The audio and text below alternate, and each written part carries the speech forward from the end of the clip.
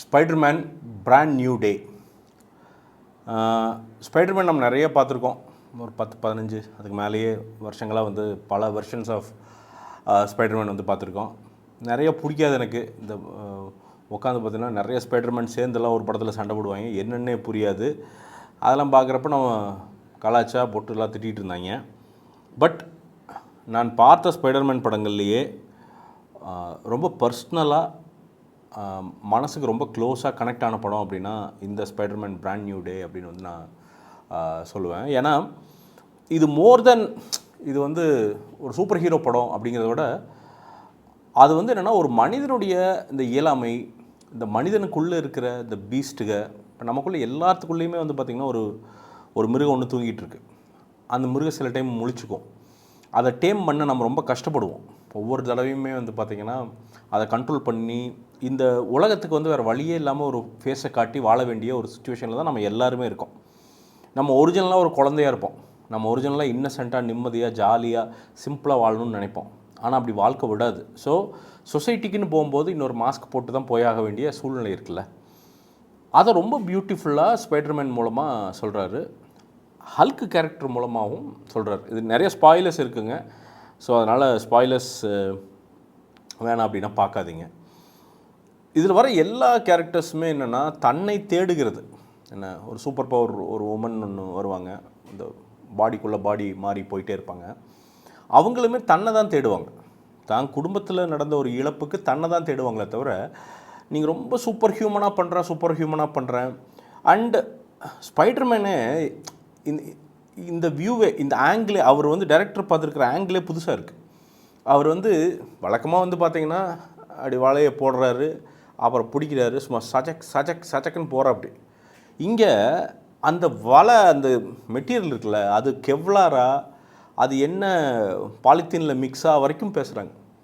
அவ்வளோ தூரம் வந்து உட்காந்து எழுதுகிறாங்க. அதை விட பியூட்டி என்னென்னா அவர் வந்து அந்த போட்டு பறக்கும்போது அவர் ஒவ்வொரு தடவையும் அதோட எக்ஸ்ப்ரெஷன் இருக்குல்ல, அப்படியே போய் நிற்கும்போது அப்படிங்குவார். இப்போ இதெல்லாம் சின்னதுன்னு நம்ம சொல்லலாம்.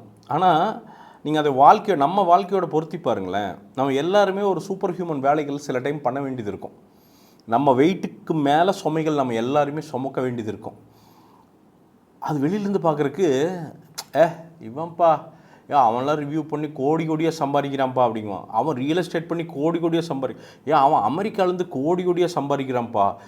அவன் வந்து இந்த ஹார்ட்வேர் கம்பெனி நடத்தி கோடியாக சம்பாதிக்கிறான்ப்பா அப்படின்னு.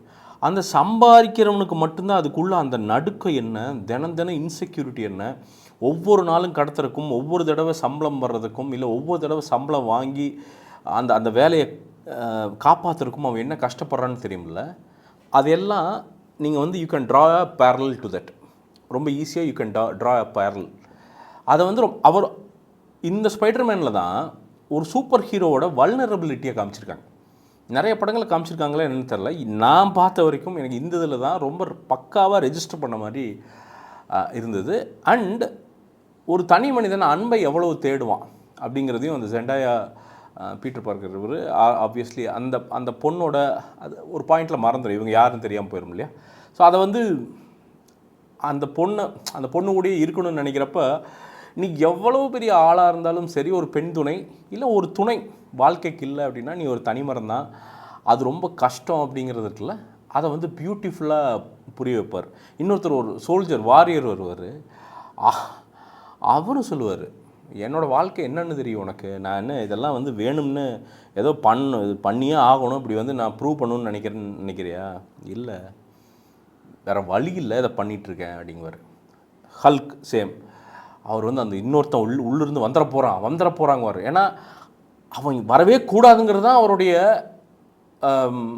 யோசனையாக இருக்கும். வந்துட்டால் என்ன பண்ணுறது அப்படிங்கிற யோசனையாக தான் இருக்கும். அதை ரொம்ப ரெக்ரெட் பண்ணுவார் அவர்.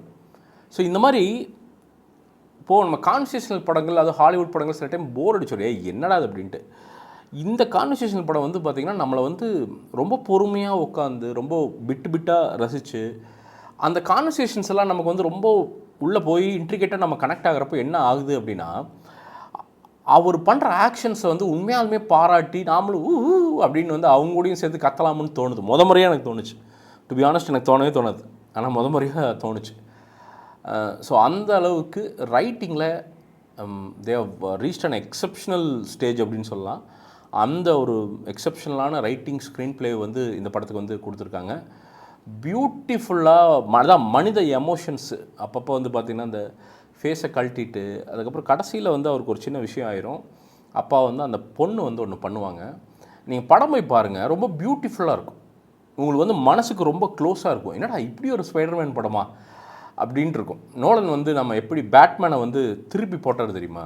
பார்க்குறப்போ இதுதான்டா டே இந்த பேட்மேன் தாண்டா எங்களுக்கு வேணும் அப்படின்னு நம்ம யோசிச்சோம்ல. அது எனக்கு தோணுச்சு இன்றைக்கி. இந்த ஸ்பைடர்மேன் தான்டா எங்களுக்கு வேணும் அப்படின்னு தோணுச்சு. பியூட்டிஃபுல்லான படங்க, அருமையான படம். ஹாலிவுட்டில் வந்து one of the best movies அப்படின்னா நிச்சயமாக இந்த படத்தை வந்து சொல்லிடலாம். தவறாமல் போய் ஃபேமிலியோடையே உட்காந்து பார்க்கலாம். ஒன்றும் ஆபாசங்கள்லாம் ஒன்றும் பெருசாக எதுவுமே எதுவுமே இல்லை. ஃபேமிலிஸ்க்கான படம் தான். ரொம்ப ரொம்ப கனெக்ட் ஆகி ரசித்து ஹார்ட் ரென்ச்சிங்காக வெளில வருவீங்க அப்படின்னு வந்து நான் நினைக்கிறேன். இந்த படத்துக்கு என்னுடைய மார்க் என்ன அப்படின்னு கேட்டிங்கன்னா 100க்கு 100 மார்க்கள். நான் பார்த்ததுலேயே ஒரு பெஸ்ட்டு சூப்பர் ஹியூமன் பீயிங் படம் அப்படின்னா அது இந்த படம் தான் அப்படின்னு நினைக்கிறேன். நிறைய அதில் சொல்லலாம், but one of the best இதுதான் அப்படின்னு வந்து நான் நினைக்கிறேன். இதுவே ரோட் சவுத்தில் காலர் ஷர்ட்ஸுங்க. இது வந்து யான் டைடுன்னு சொல்லுவாங்க. யானையே டை பண்ணி அதுக்கப்புறம் துணி பண்ணி அதில் தைக்கிறது. 399 ரூபாய்க்கு போட்டிருக்கோம். வாங்குங்க. முடிஞ்சால் வேறு எந்த பிராண்டாக இருந்தாலும் சரி 399 ரூபாய்க்கு இந்த குவாலிட்டி கொடுத்துருவாங்களான்னு பார்த்துருங்க. ஹாஃப் ஹேண்ட் ஃபுல் ஹேண்ட் இருக்குதுன்னு நினைக்கிறேன். இப்போதைக்கு ஹாஃப் ஹேண்ட் எல்லாம் போட்டிருக்கோன்னு நினைக்கிறேன். எல்லா இதுலேயும் போட்டிருக்கோம். ஃபுல் ஹேண்டும் போட்டிருக்கோன்னு நினைக்கிறேன். பாருங்கள், நிறைய 10-12 கலர்ஸ் இருக்குது. வெறும் 399 ருபீஸ். ஒரு பர்ச்சேஸ் பண்ணிங்கனால எங்களுக்கு பெரிய ஹெல்ப்பாக இருக்கும். எனி காம்ப்ரமைஸ் இன் குவாலிட்டி இந்த கமெண்ட் செக்ஷனில் வந்து காரி துப்புங்க. அதை நான் வந்து வாங்கிட்டு நான் ரீஃபண்ட் பண்ணி ரிப்ளேஸ் பண்ணி தரேன். மீண்டும் ஒரு விமர்சனம், முன்னோட்டம் இல்லாட்டி வீடியோவுடன் உங்களை சந்திக்கிறேன். அதுவரை நன்றி, வணக்கம்.